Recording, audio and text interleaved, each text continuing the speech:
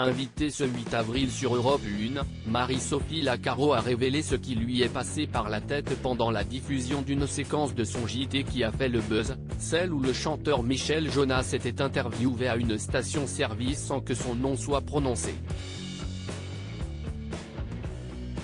Marie-Sophie Lacaro a repris les rênes du JT de 13h le 4 janvier 2021, moins d'un mois après le départ de Jean-Pierre Pernaut. Avant de rejoindre TF1, Marie-Sophie Lacaro était sur France 2.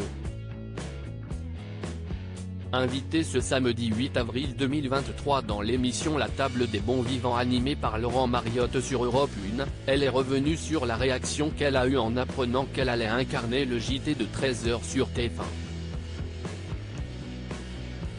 Je ne m'y attendais absolument pas, donc j'ai pris ça comme une grande marque de confiance. Ce journal-là, vu que Gênes présentait un aussi à la même heure, je ne le regardais pas, donc ma première démarche a été d'en regarder plusieurs d'affilée, et quand j'ai commencé à écrire des lancements dans ma tête, je me suis dit que oui, Gênes avait envie. Je m'y suis senti très bien. Je crois que si est une blague. Dans ce même entretien, Marie-Sophie Lacaro a été interrogée sur l'un des sujets qui a beaucoup fait parler cette semaine dans les médias, l'apparition incognito de Michel Jonas le 6 avril dernier au JT de TF1. On a vu le chanteur faire le plein et être interviewé dans une station-service, mais sans être nommé.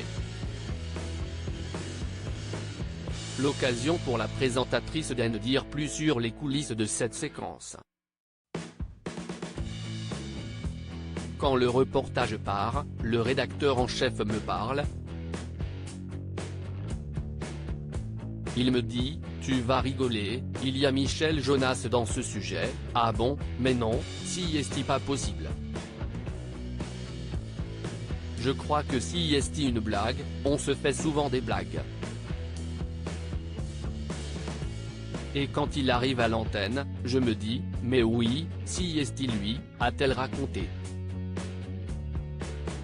Si ce n'est pas dit, si est-il que si est-il pas lui, et de préciser, effectivement, ce n'est pas dit dans le reportage, si est-il 10 secondes avant la fin, avant le retour antenne, et là je me dis, si ce n'est pas dit, si est-il que si est-il pas lui.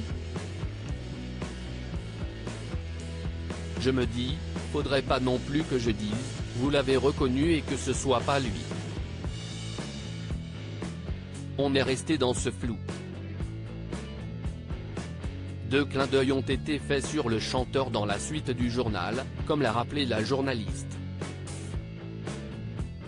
À lire aussi Michel Jonas incognito sur TF1, Gilles Boulot raconte les coulisses du reportage et explique pourquoi personne ne l'a reconnu.